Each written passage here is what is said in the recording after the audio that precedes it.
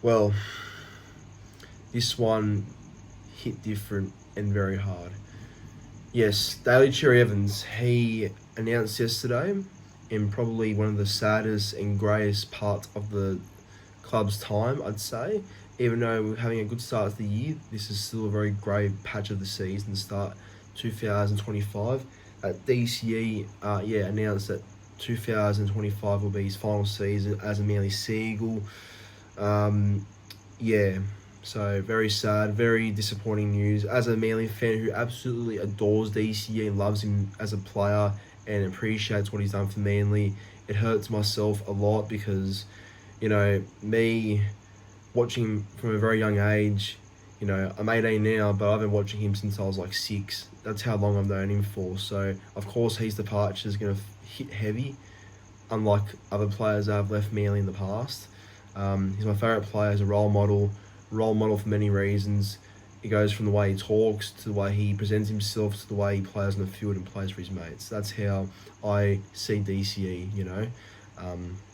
But yeah, in this video, I'll be talking about DCE, what I think about certain things that he has said, the CEO has said, and where I think Manly are looking forward to in the future with DCE going next season.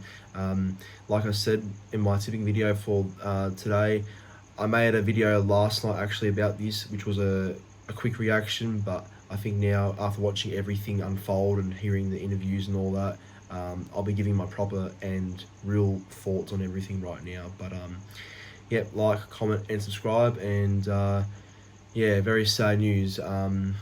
Terrible. So here we go. Bit of talking, but sit back and enjoy.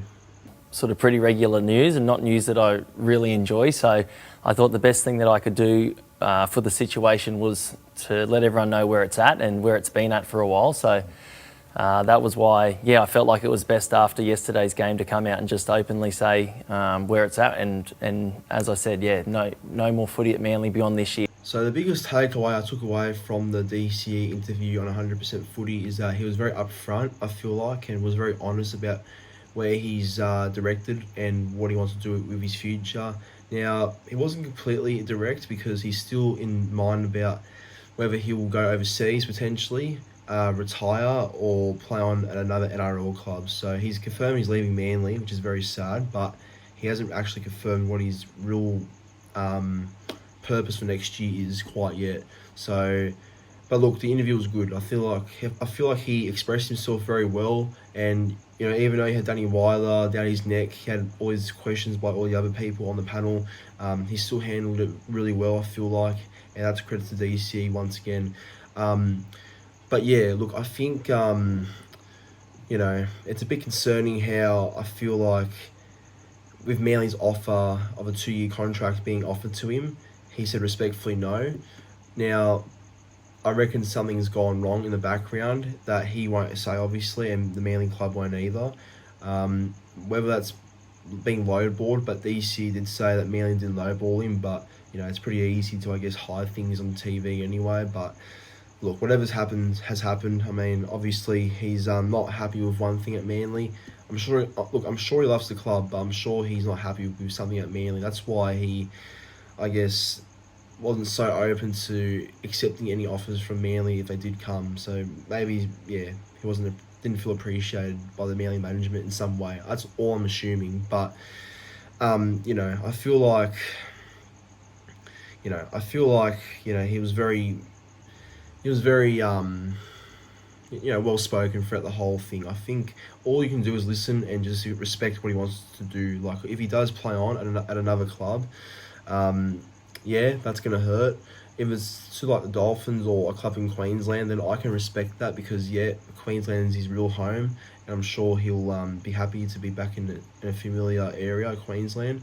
But if he joins a Sydney club like Roosters, for example, then I'm sorry, but I do believe that's money motivated. And look, fair enough, DC wants a good paycheck to end his career.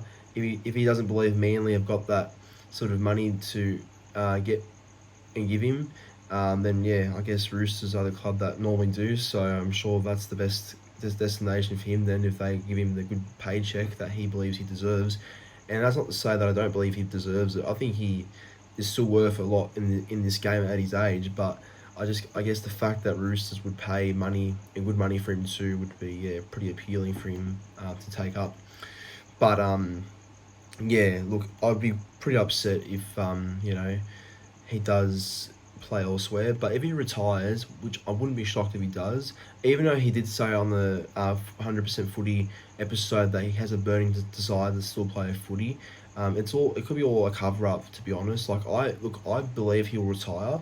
Personally, I think he will retire. I don't believe he's going to play on. I think if he plays on elsewhere, considering his age, I do feel like his Manly legacy won't completely die, but it will be seen a bit differently by the time he does retire. The fact that he's been at Manly for 15 seasons and then will go to another club for a better price range potentially, if it's a Sydney club, or maybe goes back to Queensland to end off his time as an NRL player in Queensland.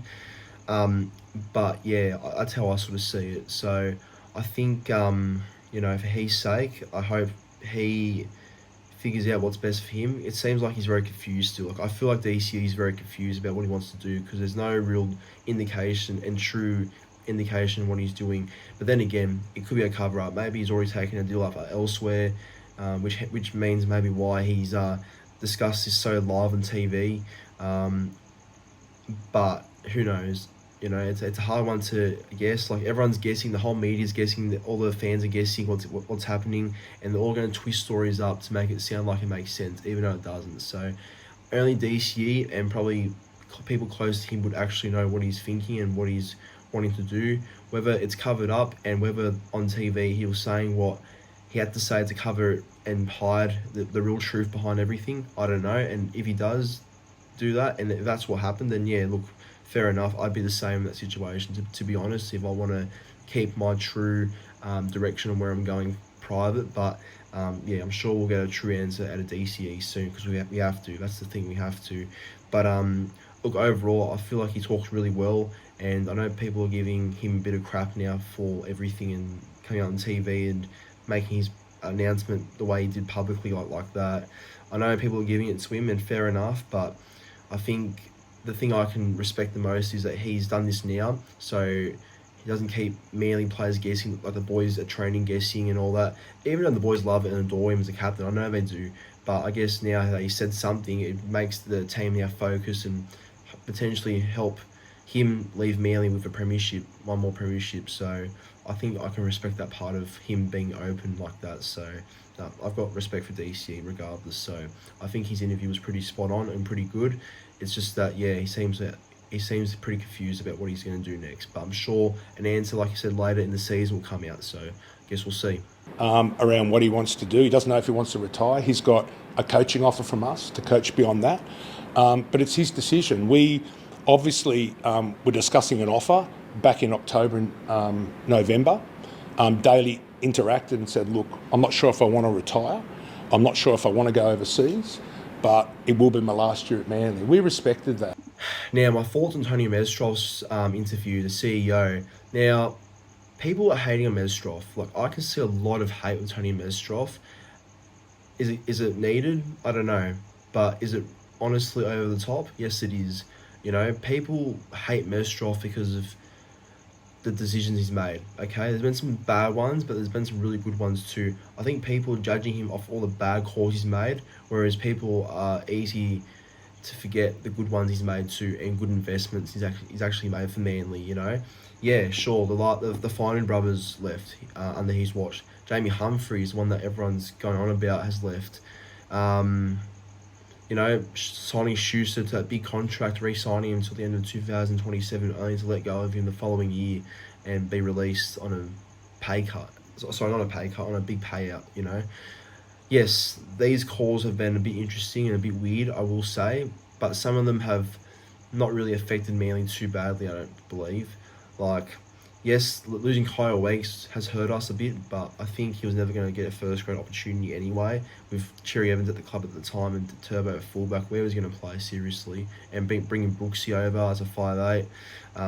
Humphries, okay, look, we definitely dropped the ball with Humphries, but I think it's very early with Humphries. Like, I like the way he plays. I do think he's a nice bloke. I've met him before. He's a lovely bloke, and I really do hope he has a big career at South Sydney, but he's yet to stamp his mark, and I feel like he's been talked about way too early, because I don't believe people are prepared for him to have that phase of having bad games, because that's what every half does. They have their bad games and bad moments. So while Humphries is getting all the love right now and all the hype up and talk, people aren't prepared for his bad moments too. So I'd be careful about all this talk of Jamie Humphries, but great player though. I think we'll miss him a lot. The Finu boys, well, to be fair, the Finu boys haven't really backfired on us just yet. Like Latu hasn't been seen in first grade for a while due to injuries and being in reserve grade behind Lockie Galvin and Jerome Luai now at the club, and Talon De Silva as that jersey 14 off the bench. So Latu's just working his way in reserve grade, and I don't know if he'll be a long-term Tiger anyway. Sam Finu, yes, he had a breakout season last year, and he's playing well so far this season, but I guess for the money he's on, he's not like a Ola Kawatu or a big-name back rower like Eli Katoa or like a Liam Martin. Like for the money he's on, he should be in that sort of caliber, I reckon, but he hasn't gotten to that stage yet. But he's young, so I guess time will tell. But look, Tony Mestrov's a great CEO. He speaks really well. He's very firm with his words, and he's very upfront and honest. Like the hate he gets is just purely upset supporters, I feel like. Mestrov speaks well. I like how he said that there's no animosity between the club and Daly Cherry Evans. And the fact that Manly have offered him a coaching position beyond his time at the club as a player, I do believe that also just means that, there's all good and well relationships around the club and Daly. So, there's obviously nothing to really look into there and whatever. But, I think the way Mestrov spoke was really good, actually. I'm glad he came out and spoke like how he did. At least the club knows, or the fans actually know where the club's going in terms of the future as well. He outlined the future and what they're planning for after DCE. He was always aware that this day would come, that DCE will make an announcement and whatever. He also respected if he plays on at another club or retires or goes overseas. He also said he'll respect that. And even before Mestrov spoke on the media platform discussing all this, he spoke to DCE prior to him talking that I wish him all the best for Sunday, wish him all the best on what he wants to do. And, Daly can always call Mestrov at any time if there's any questions or any concerns about things going on. So that's what I mean. I think Mestrov's a really good CEO and a really good one too. Looking at his history, he turned the Greyhounds around, and he's obviously a very good communicator and knows what he's doing. So I wouldn't be hating on Mestrov if I was you or anyone that does hate on him right now. I wouldn't do that, to be honest. I believe in his vision and what they're doing. So, yes, sure, maybe that late deal they offered to Daly Cherry Evans live on TV seemed a bit foolish, a little bit. They could have offered that in December, and maybe instead of waiting for clubs to field offers so Manly can react and give him one themselves, they've kind of made that a bit weird, but I guess that's probably just some other stuff that we don't know behind the scenes that have happened, so I can't comment on that because I don't know the full situations of why Manly offered a contract so late, and especially while Daly was on TV on the 100% footy. Like, I don't know, that's all a bit weird to me, but the thing that I know and I can speak on, I guess, is the fact that, Manly and Tony have already tried to keep him and have offered him a good deal. I guess Tony's hoping he takes up the deal and stays with Manly, but I feel like this time around, not like 2015, I think he's actually going to leave, and I think he's going to call it a day with Manly. So, look, I appreciate the club trying, though. It's good to see, but, I guess all we can do is hit and hope, but I appreciate Mestrov and what he said today, so I've got no hate there. Now, the future and who I think the long-term 7 could be replacing for DCE will be. Now, that takes a lot of time, a lot of thinking, a lot of process, and a lot of things to think about for the club. Now, obviously, we've got a couple of young blokes in the system now. We've got Joey Walsh and Onatini Large, who are both highly rated youngsters. Walsh came from Union, but had a rugby league background when he was, I guess, younger, playing footy. In the Rooster system for a little bit, but was always from Manly, went to the school across from Brookvale Oval, so he's always known Manly as a home pretty much. And Onatini Large, well, he's different. He came from Campbelltown, but he's in the Tiger system, but like he's only 17. He's still in school, I think, at Scots College, which is a very big sporting school. But yeah, he's the future too. Like obviously these two are, I guess, said to be the halves maybe one day when Brooksy retires, and obviously when Ches finishes up at the end of the year. These two could be the long-term halves for us. But I heard Mestrov also say that there could be some discussion about a player moving out of position when DC does go, and I'm thinking already this could mean Lehigh Hopewadi to fullback, Turbo to 6, and Luke Brooks to 7. Now, I gotta be honest, I hate that idea. I absolutely fucking hate it. Like, I can't stand that idea. You know, Turbo is not a 5'8". I get it. People want Turbo to move from fullback because apparently that could, reduce his load and takes pressure off any injuries he could get at fullback. But honestly, it makes no difference. I don't think. But he got injured for the rest of the year at centre playing for the Blues in 2023. So I don't think Turbo moving positions makes any difference, to be fair. It would be interesting to see how he does go as a 5'8". Honestly, it would be. I mean, the AFL scouted Turbo, the Swans, as a youngster.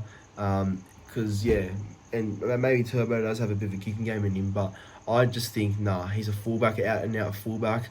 Lehigh can wait on the wing for a while. He's doing a good job on the wing defensively, and I think he will be a good fullback once Turbo does retire as well, which I think is in a few years anyway. And yeah, I think Brooks, yes, him being the main man, I'm a bit worried about because I don't think Brooks has ever been fantastic as a main player. He's had those sort of great games at Tigers being the main guy, and that's Tigers. That's when Tigers were in their run. So maybe at Manly it's a bit different, but I don't know. Yeah, so either way, if Manly don't go to the market and sign a 7, Brooks will be the main man. So I'm hoping Brooksy is ready for that challenge. He's experienced enough, so I'm sure he is. But yeah, we'll see what happens, eh? But I think Walsh is our long-term 7. Personally, I think I'm really excited to see how he goes. He's only playing SG ball, so if Manly are to think about giving Joey Walsh an upgrade to be their starting 7 in 2026, well, I feel like he's going to play a bit of reserve grade this season and really take his game to another level in reserve grade. But just remember as well, he's come off a 4-year cooling period of not playing any rugby league and was playing union instead. So he's going to take a bit of time to get back into the whole process of being an NRL player. But by all reports, he's going well at SG ball. The lower grades junior coach Anthony Watmo apparently watches his games, and I don't know what grade Watmo coaches again, but apparently he's been very happy with how Joey Walsh has been playing. So I'm sure that's a good indication to know where Walsh is at. So yeah, I think there's a good chance he could be the next 7 for Manly next season. I mean, thinking about it right now, actually, in that Manly Away episode, don't know which number it was, but it was the episode where DCE revealed that he had told Manly they can have his locker next to Joey Walsh's and Luke Brooks's locker in the Manly Way episode. And that to me just indicates that,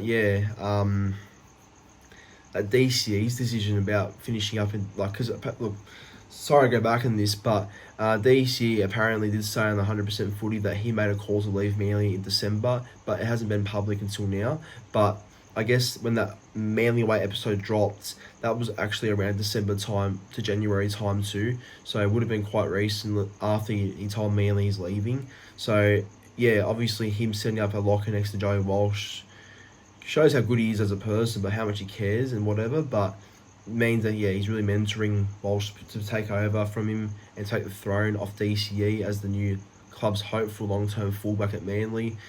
So if Joey is our halfback next year, then I'm all for it. I'm ready to support him, and I get it. He's young, so it might take a bit of time for him as well to fill the mix of being an NRL player.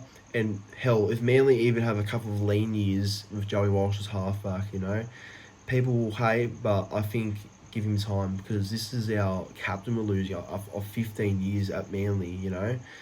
It's not easy to replace. So if we are in for a couple of lean years, then it's part of the process. Like, I'm ready for it, But if Joey Walsh is our 7 next year, then I'm all for it. However, though, if we do go to the market, then the guy that I want the most is probably Lachlan Galvin, to be fair. There's no other real good 7s out there to sign, if I'm being honest. Now, left field, I'm not sure if he's re-signed with Roosters, but if DCE does go to the Roosters somehow, that I'd love to have Sanders Smith at Manly, to be honest. But I think Lachlan Galvin, if anyone we're going for, I think he would be the best guy for our halfback situation. Yeah, he's a work in progress. Hasn't really done a whole lot. I mean, he's done great things, he's shown flashes, but he hasn't really done anything amazing just yet. But he's young, so if Manly were to talk to him, then I'd support that too. But I reckon what Manly should do, and this is me truly speaking here, that I reckon we should give Joey Walsh the chance to be the 7. It's not easy throwing a young guy like him into the game and into the whole expectation of replacing Daly Cherry Evans after not playing rugby league for 4 years. But you got to start somewhere. Tigers did that with Lachlan Galvin. Many clubs have done that with many young halves and have just thrown them in there and see how they've gone.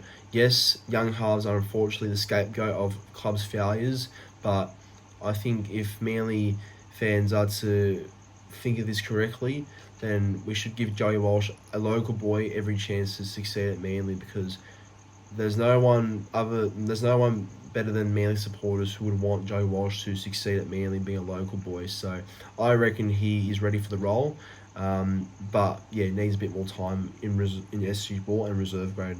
He has to get to that stage first of playing New South Wales Cup. So I'm sure the club will figure out something. Just don't put Turbo to 6. No, don't do it. But finally and lastly, I just want to thank DCE for everything he gave to Manly. I genuinely want to thank him for everything.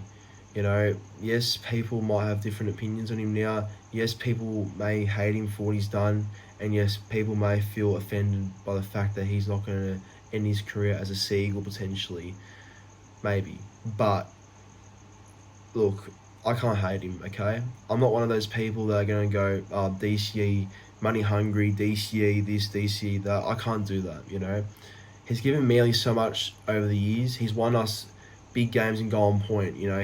Without him in Golden Point games, we probably lose half of those Golden Point games we've won as DCE kicked the field goals in most of them. We probably lose half of those games, if I'm being honest. So, he's a valuable player. You can't deny that. But look, I'm obviously upset still by this news. Like I said at the start of the video, I've been watching him since I was 5-6 years old. Loved him straight away. Always looked up to him ever since. And to think that this is my childhood coming to an end, pretty much, it hits my heart pretty heavily, and it does, take a bit of a small toll. And I mean toll just because, this is our long-time serving player who's the only 2011 premiership winner left in the side, right? But I guess the day was always coming. The day was always going to be happening eventually. It was always going to spark emotion, spark anger, I guess, with whatever he decided on doing. But here we are, and the call has been made. So, Daly, thank you for everything you gave to Manly. Regardless if you play on or not, you're my favourite player. I look up to you, honestly. You're truly a person that I aspire to be like professionally, and just what you do as a person overall. And forever my favourite player. I can have so many great and sweet memories about DCE and his time at Manly. There's so much of it, but he's a legend. My favourite player of all time too. It's not Turbo, not Snake, not any of these players. It's always been DCE, and I think people close to me have always known my passion and, I guess, love and care for DCE as a player. I've always supported him so much for everything, even through the times where people have hated it on him publicly. I've always stood up for him, so I can never hate him. I can never say anything bad about him, so. But I'm sure he'll make the best decision for himself, and I'm sure he'll make the right call for himself. It's a bit messy how the whole thing's come out and been spread around, I feel like, and maybe the real truth's hiding somewhere that hasn't been exposed to the media just yet, maybe. But I think as a person and as a character, I can't question that side of it. So I'm going to respect DC and whatever he does. So, thank you for the memories, Ches. And you're a legend. Let's end the season on a high, and let's get you that last premiership to send out your time at Manly, eh? Let's do it. Fingers crossed. Fingers crossed that galvanises the squad to send you out a winner. I'm only hoping. So let's make 2025 the year you get sent out with another ring. First year in the NRL, 2011, ring. Last year at Manly, and maybe in the NRL, ring. Hopefully, anyway. But yeah, I'm glad I've got that off my chest now. I'm glad I've spoken about all this. But yeah, DCE, love you, mate, and all the best and everything. But yeah, very sad, very devastating, and yeah, terrible. But thank you for watching, guys. I know this one went for a while, so this might come out at like 11 or 10 at night. So maybe this will be more viewed tomorrow morning. But yeah, again, if you appreciate a bit of dribble and a bit of Manly talk about Daly, Cherry Evans, and if you're really caught up and interested with it, then yeah, I'm guessing I'm your guys to listen to whenever you're watching. So enjoy, and thank you for watching.